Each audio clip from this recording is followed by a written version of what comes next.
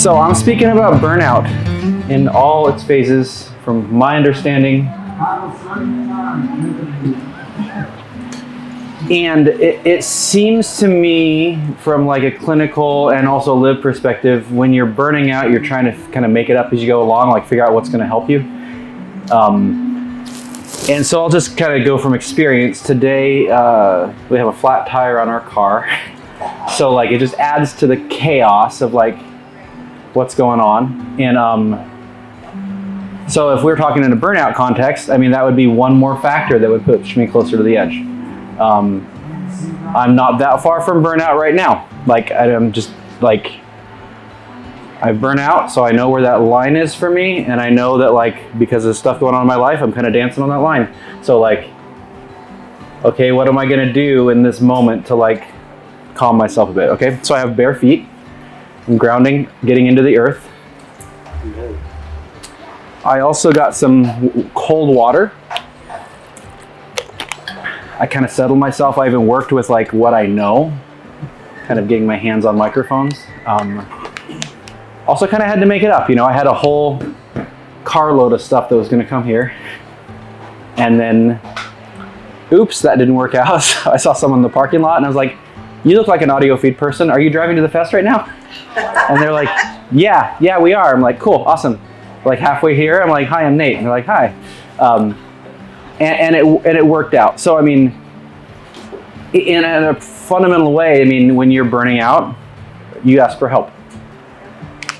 Or where you're in crisis, you ask for help. So that's like, I mean, just part of the like basic framework. I mean, we'll get into some of the specifics of it, but like, I wanted to give you guys coping skills before I got like super far down the line.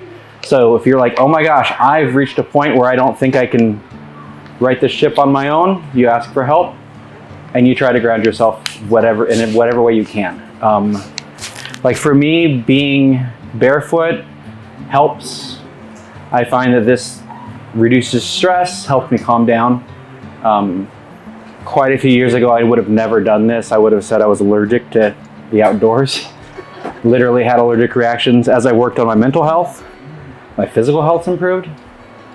And grounding or earthing, depending on what you look up, has really helped. So,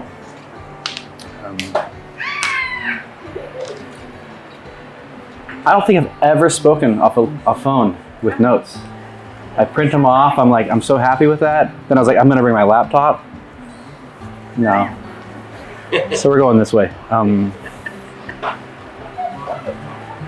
Let's see. So my day job, I'm a licensed marriage and family therapist, which means like I spend a lot of time talking about mental health, a lot of time getting mental health help. That's the background I'm speaking from. So that's like thousands of hours of training. Some of you know that very like practically. And so I spend like all my days kind of like helping people navigate wherever they're at in crisis. So sometimes they're stable and like, okay, we're gonna do some deeper work. And sometimes they're in crisis and we're gonna like stabilize. For me, when I think about burnout, I think of the times I burn out. So the first time that I can technically say I burned out was 2004. I was throwing a lot of concerts. That was like my big thing. I was working really hard as a promoter. And and I look back, the thing that I was disconnected from was support and community. At the peak of that project, I had a staff of around 17. By the time it ended, I had a staff of about 2, and I was still doing the same amount of work. I experienced like, kind of like, who am I? Exhaustion in a very, very deep level. And I just remember being like, oh my gosh, what the heck's going on with me? I didn't know. I'm not really sure how I got out of that. I don't remember like a moment where I was like, okay, I'm better now. I know that I had friends that kind of came along and held space for me as they could. On my last record, there's a guy named David that I sing about that he kind of just showed up. Like a pastor friend that I didn't know. I now consider him a friend, but like he just sought me out and said, I want to know you. How can I support you? Which was like bizarre to me because I'd never had somebody that I didn't know just like be like, I heard about you and I want to be your friend. And I mean, he might have saved my life. I don't know. It was huge. But I would say my friend David was probably the number one grounding source for me in that space, to like give me a spot to like talk. And that helped a ton. The next time I burned out was 2007 that I'm aware of. Again, these are like, I was trying to like pick some dates. I did a 140 date US tour by myself in a van. And a week into the tour, I was like, oh my gosh, I'm gonna push myself to the point where if I don't caffeinate, I'm gonna die. So I drank coffee and energy drinks, and I swapped them out the whole tour, pushing myself to my physical limits.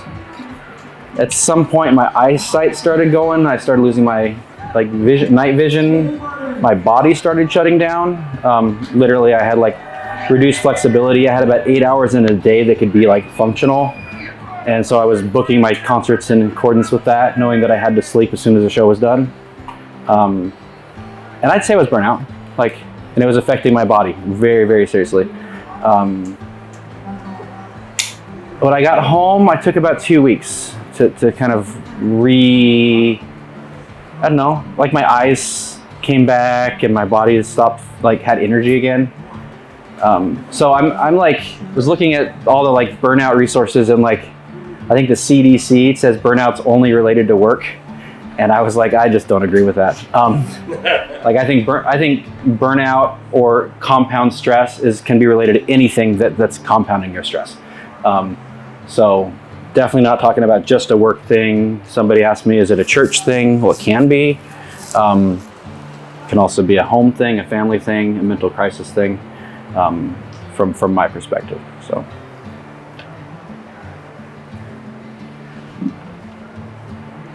I'm gonna play a song about one of the first times I burn out, because it's fun.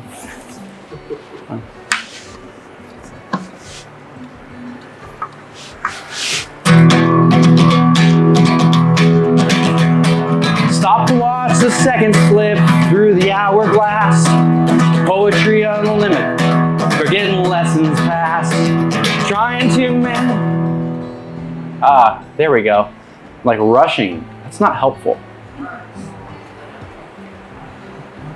Trying to make better plans at the same time to slow down. In my Ford Econoline, rushing from town to town. So I run, you can't catch me when I run. Stole away for an hour with a good book in my room. Conference call in 30 minutes, approaching too soon. Full of good intentions, of visions without plans. House with new electricity that's built upon sand. So I run, you can't catch me when I run. Medicated with caffeine when I really need to sleep. Triple down my efforts as I struggle to find peace. So I run, you can't catch me when I run.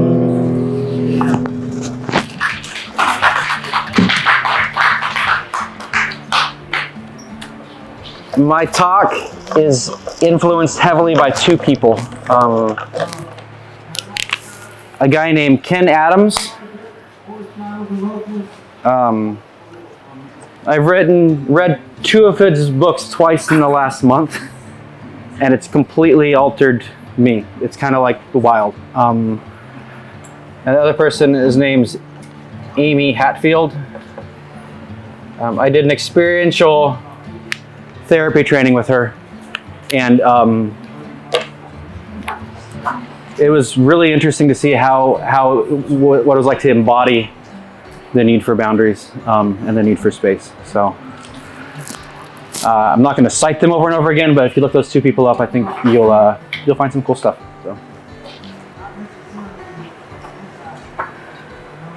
So I'm going to kind of put a Q&A out to you guys. You come to a burnout talk, you come to see me speak. Is there anything that you'd want to get or feel after the talk was done? Something that you just feel that in your body, sense that, and see if there's anything that comes to mind. You're like, oh, I want this question answered, or this is kind of what I want. I'd love to hear about, I mean, you spoke a little bit about physical symptoms. Yeah. So just symptoms in general of Okay. burnout, which you may address in your talk.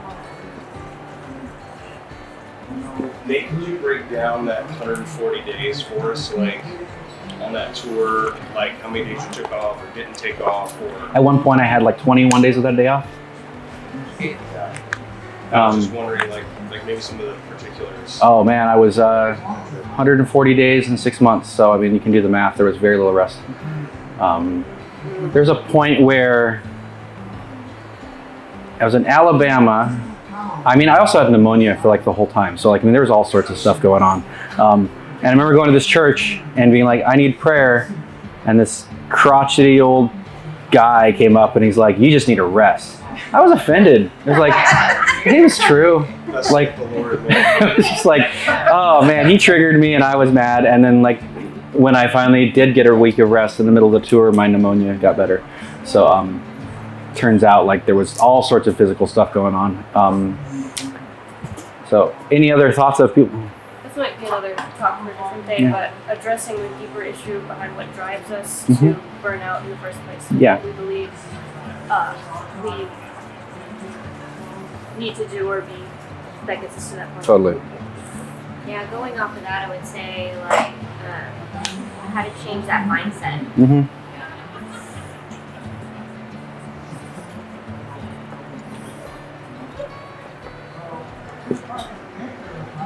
And then what are the look for's? Like, Okay. how do you know that you're Yeah. looking for's? I'm about to go over that Yeah. self-awareness. I'd also like you to juxtapose maybe the extreme quality / quantity of creative work Mm-hmm. directly related to the level of burnout or approaching burnout. I probably know the answer to this, but you know. Maybe. Yeah. I don't know. I was gonna say like the balance between like how God sees us and what about us Okay. and our being to you know like there's something wrong. Yeah.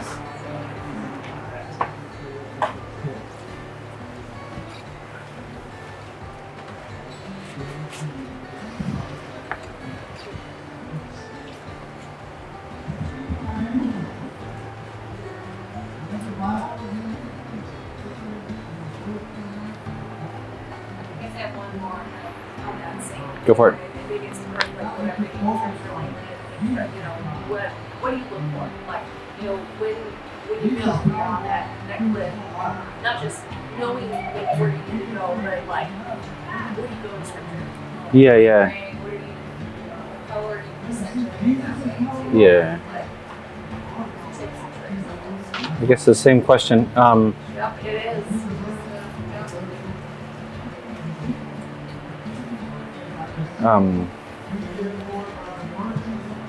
Okay. Let's see what I can get with those. If I don't answer your question, feel free to hit me up. We'll see if we can get there. Symptoms. That's probably the easiest to spot from my angle.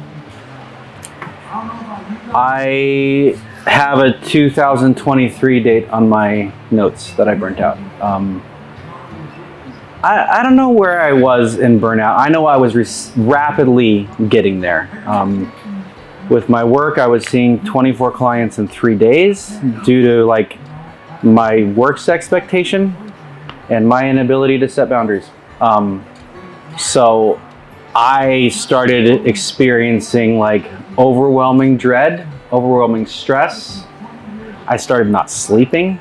That's something I now know is a tell for me. I when I'm stressed to the point where I'm like in a danger zone, I break things, like accidentally.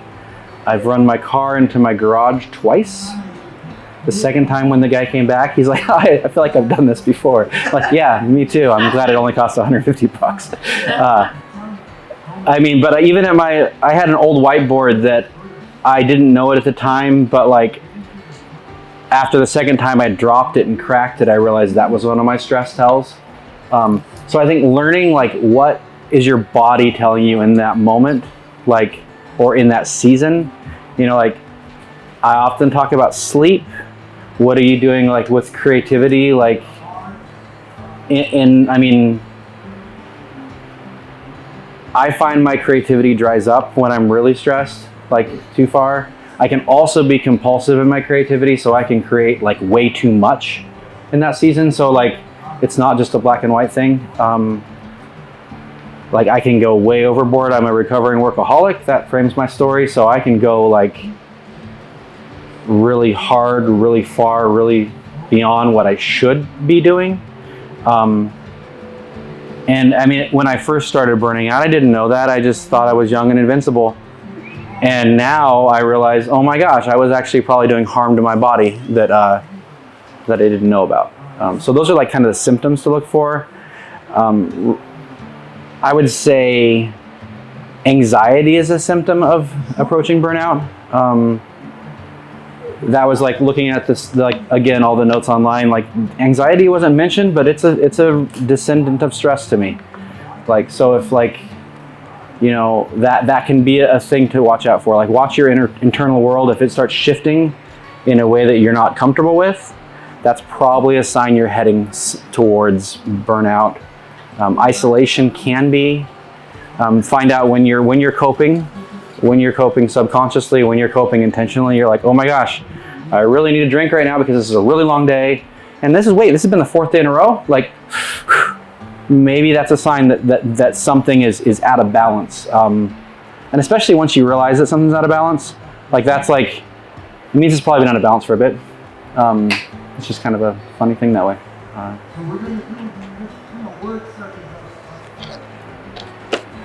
So according to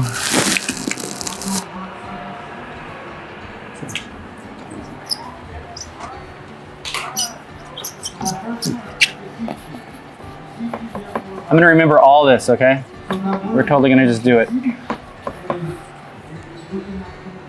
Look at burnout on a continuum.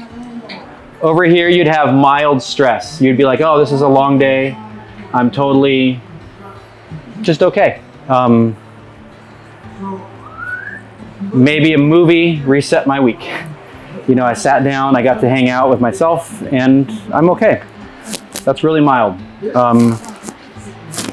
You get farther along and you see what works. You're like, okay, man, taking a weekend off actually refreshed my soul and I feel better. All along the continuum to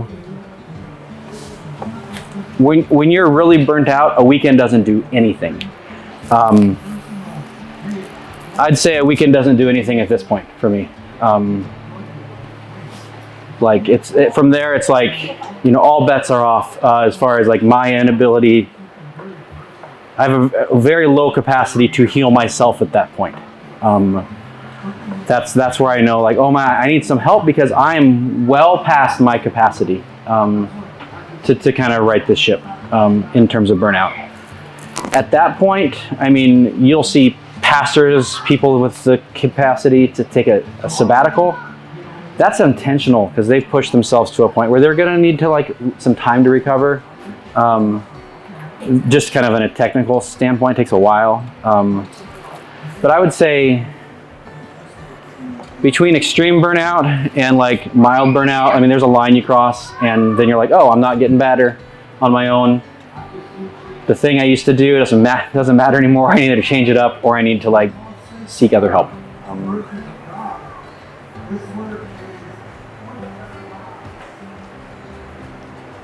I saw a definition of burnout that I kind of liked. A state of emotional, mental, often physical exhaustion brought on by prolonged or repeated stress.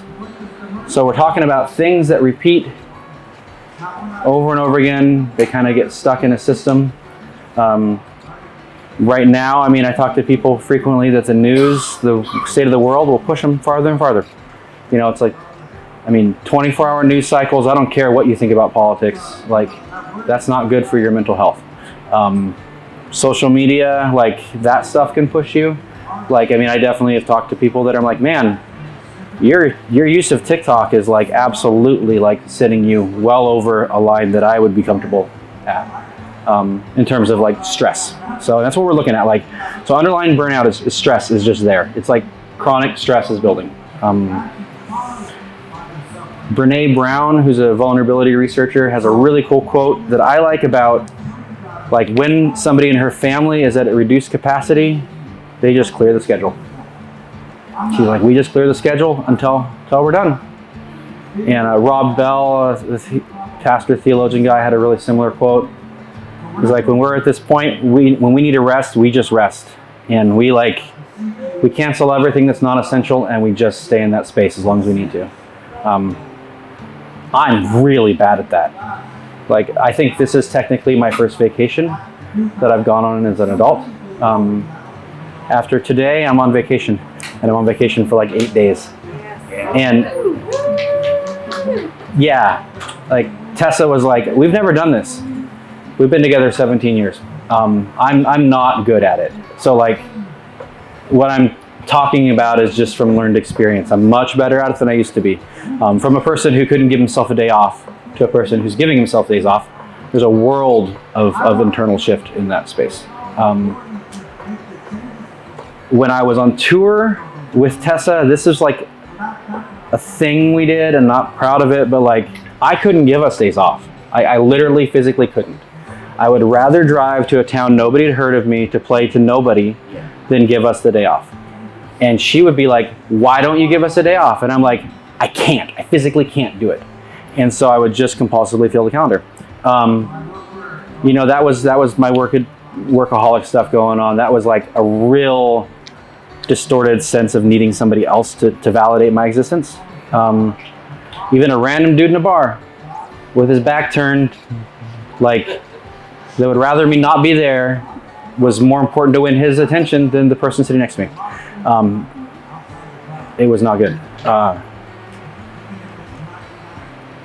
So speaking back to like underlying like beliefs and issues, I mean, if you're a person who's chronically burning out, there's a problem.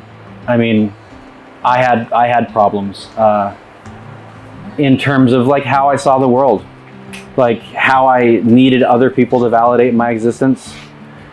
I mean, in fundamental levels, I mean, that meant having to do the work. I was like, I got curious. So I'm 9 years into receiving therapy, and I think I'm finally turning the corner on why some of the like patterns have existed so strongly and been so hard to avoid. So like, if you are at a point where you're like, I can't stop this pattern, there's an underlying belief somewhere in your system that is running that show. And I would put it probably farther like outside the realm of bad theology. I think that is a surface level thing. Trust me, I'm like, I think of theological reasons for why I do some of the stuff I do, good and bad.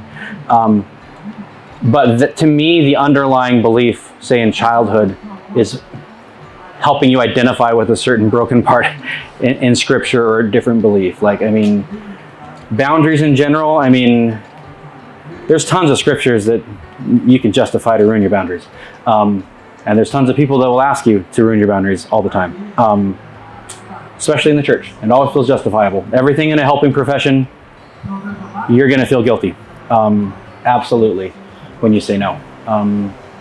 When I was doing the 24 clients in 3 days thing, I was having a very hard time psychologically justifying a day off.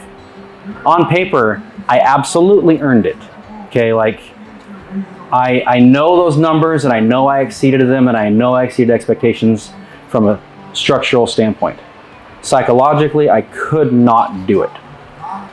And because I'd burn out and I could see how fast I was approaching the wall, I sat down with my boss and I'm like, we're either going to change this like tomorrow or this week, or I'm going to quit. And you don't want me to quit. But like, it was a very serious thing.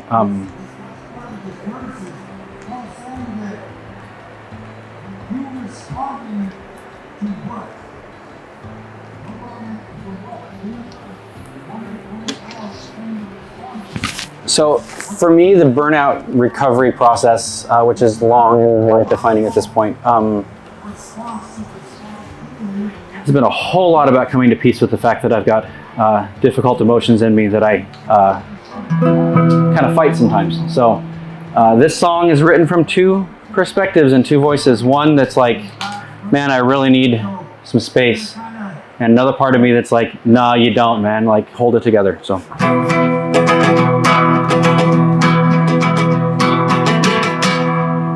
Too long I have believed I am not hurt enough to have my wounds bandaged, so I try to act tough. Held myself together, hurt myself the worst. Tried to quench my suffering, discovered more thirst. Oh baby, baby, baby, don't you cry. Baby, baby, baby, don't you cry. I'm losing the words, guys. Does anyone know the next line of the song to help me out? Because I'm blanking. That's horrible. I wish I was embarrassed right now, but I'm really not. I'm just looking up my lyrics. I can't. That's the weird part. Like, I can make up crap and throw it on a whiteboard all day. I can't make up words in a song, mid-song at a show. I can do it in sound check, like, all day long. It's really embarrassing. I had to pause to think of the last song, like, record I wrote. Like, I didn't know the name of it for a minute. Thank you for giving me more time to dwell on the trying to quench my suffering. This is a fire hose of stuff, so I mean, I'm gonna sometimes apologize for that. Actually, I feel like I could go too much time with this. Yeah. Okay. Are we there? Okay. Ooh. Okay. We're almost there. Ooh. Yeah. I was right. With my anxiety and stress got in the way of me remembering that I actually knew the next words. Want no more your shifty words, I want no more attack. Sold off all my trust in you and you stabbed me in the back. It's far too long been in the business of not letting go. My hands are getting tired and the truth I want to know. Whatever happened to the space inside of me? Whatever happened to the space inside of me? Whatever happened to the space inside? Whatever happened to the space inside? Whatever happened to the space inside of me? Wanted to complete the book, not turn another page. Wanted to forget the story and go burn some sage. But baby, baby, baby, don't you cry. Baby, baby, baby, don't you cry.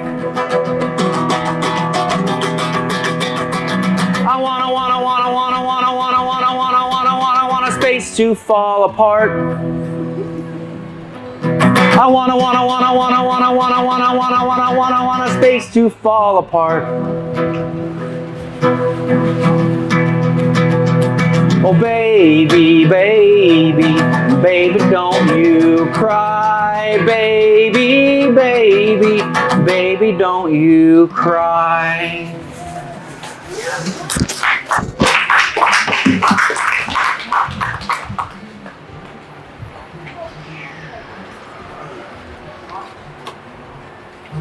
For me, I needed space to fall apart. But it's really hard to accept that I need space to fall apart. I was thinking of the therapist I saw last week, and after the session, I sent her a text. I was like, "Oh, thank you for making me feel validated." And she's like, "That's the least you deserve." It felt weird to be like, "Oh man, she actually heard me," like, because that's part of my underlying issues, is feeling heard. And I mean, to me, on the body side of stuff, I receive a lot of body work, not just massage, all sorts of energetic healing workers that I work with that are experts, world class at getting rid of trauma in the body. Sometimes it's incredibly difficult. Like I hate it, and sometimes it's really gentle. And it's been life changing for me because on a burnout level, a lot of the reason I did this was stored in my body and it was subconscious. So we're talking like not consciously aware of it. So like I would be like, I mean, there were like gaps in my life and gaps in my belief and awareness of myself. And as I've learned what was in those gaps, oh man, it's a lot easier to rest. It's like my body's like, yes, you can rest. Just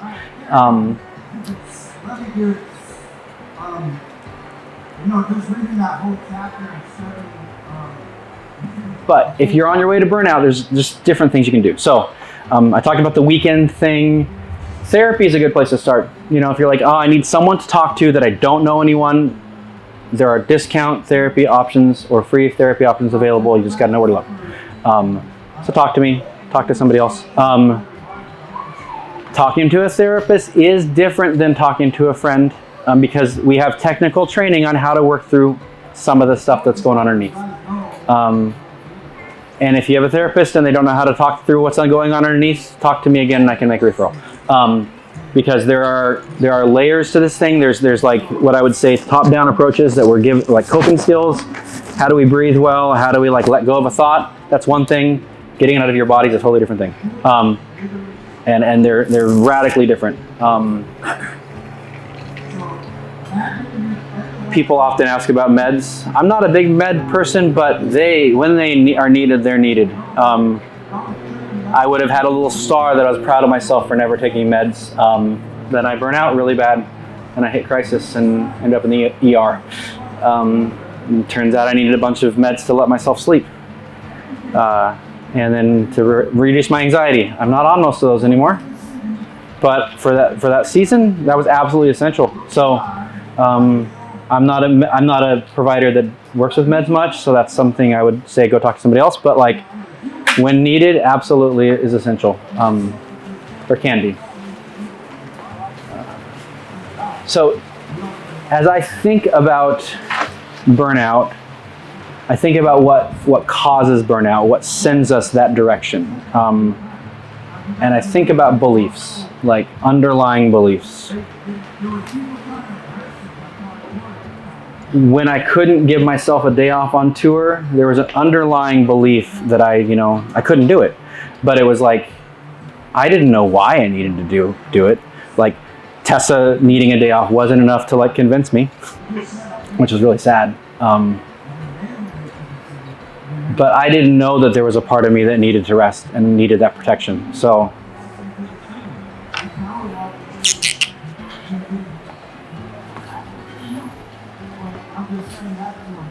I would say burnout in a way is what happens when our boundaries that we need don't exist. And it's easier to define a boundary by defining the need underneath it. So I'd be curious, just as you sit around the space, why did you sit where you sat? You know, like if I walked up to Rusty, I know Rusty pretty good. So I know I can probably do this with Rusty and he's not gonna like run out the door, okay? No. So I actually like, but if I knew Rusty well enough to know that Rusty actually doesn't want me to even get this close to him, he wouldn't be sitting in the front row. He'd be sitting in the back. And I think that's a decent way to look at boundaries. What space do we need? I mean, like, oh man, is this person too close to me? Sometimes you can tell. I mean, I can tell when you're like, oh, well gosh, like I've been playing baseball and our new dugouts are kind of close together. And I'm like, oh, I'm more aware of my space. I don't want to go in there right now. Because I don't feel like being 6 inches from that person. They're kind of my friend, but I'd rather be 2 feet from them than 6 inches. And so I'll wait. If you think of that like underlying that need for safety that I'm feeling in my body, you can transpose that to like, oh, I need to feel safety in this relationship. I need to make space to rest, so I make a boundary so I can rest. Does that make sense? So yeah, if you think of this room, if we all got together, some of us would go to the side, some people would be right in the middle. And then we'd all probably find a spot where we're like, I'm comfortable right here. And that's a kind of an outward presentation of what a boundary looks like. But when I think of boundaries, I think of guilt. Guilt. I think of, like, for me, I feel bad about setting them. And I read, I think it was a Ken Adams quote, that when you set a boundary and you need a boundary and you don't set it, somebody's always let down. And if you don't set it for yourself, you're the one that's getting let down. They're like, oh, that hit me. It's like, gosh, I've been prioritizing everybody else instead of myself. And I think that was like, it kind of shifted. It was like, oh, well, if somebody's let down, why do I always have to be the one that's let down? Like, I had a client this week that reached out, and he's like, hey, can we meet? And I was like, actually, I'm on vacation. Like, you want to meet with a friend of mine? And it took like 15 minutes to set that up, but I was darn proud of myself. But it's because I'm defining that I needed that space. And so I could lay a boundary down. 6 months ago, I probably would have had the phone call. I would have said, hey, can we meet right now? But there's a fundamental shift happening.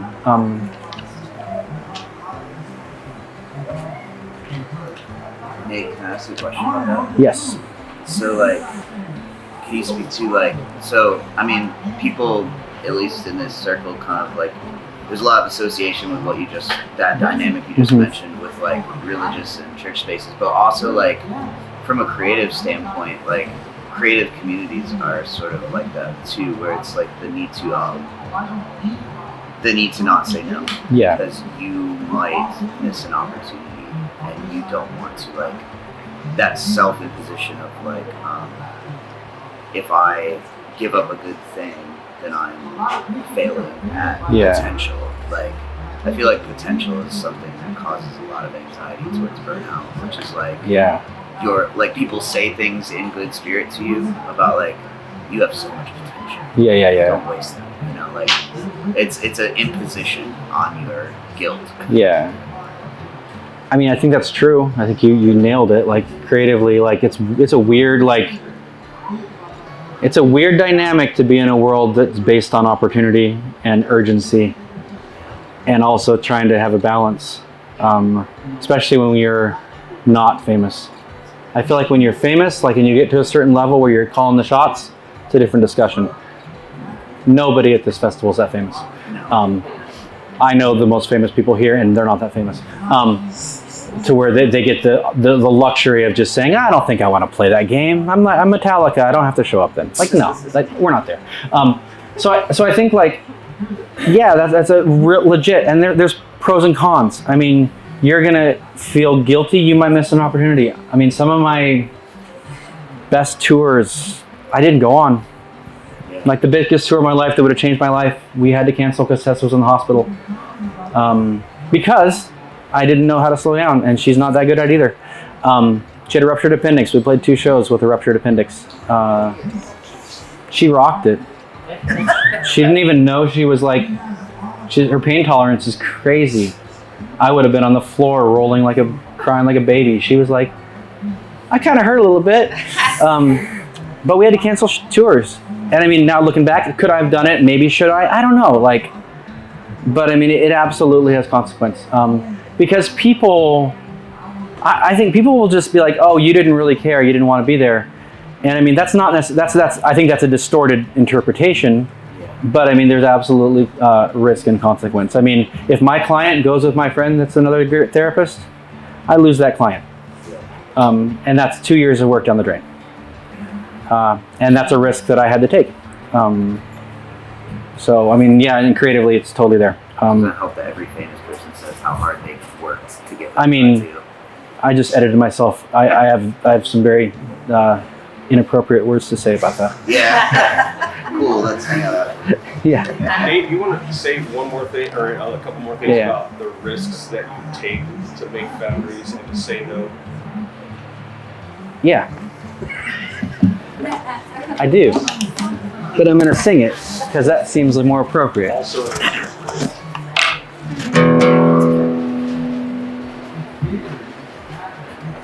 This next song, which is brand new, has never been recorded. Might ask them to keep it out of the video later, actually.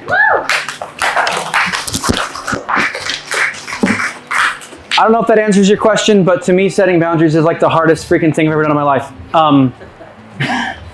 I don't know, like when the injury happens at a fundamental level that affects your personhood, the boundary has to be set at that level, and that is incredibly difficult. And in my experience, until that boundary is set, the problem with boundary and belief and burnout continues. I'm about to go to a conference in a few weeks. I talked to that guy Ken Adams on the phone, and I was like, I kind of tried to figure out if I could talk to him on the phone instead of go to the conference. It's like, actually, if you go to the conference, it'll put a flag in the ground that you can't take out. I was like, well, okay, I should probably go to the thing then, because it's really hard. So I'm throwing that out there. Can I make a comment, Nate? Yes. You mentioned the word guilt a few times, like feeling guilty Yeah. for setting boundaries. And I have the pleasure of being in the same field with Nate. We've had a lot of conversations. And even thinking about what you were talking about, I think guilt and shame feel really similar. But guilt is like a healthy response to something that we've done wrong. Shame is a sense of like, I'm unworthy. There's something inherently wrong with me. And so like even thinking about setting boundaries, right? Like guilt is a reflection of an action that we've taken. It is not inherently wrong to set a boundary, right?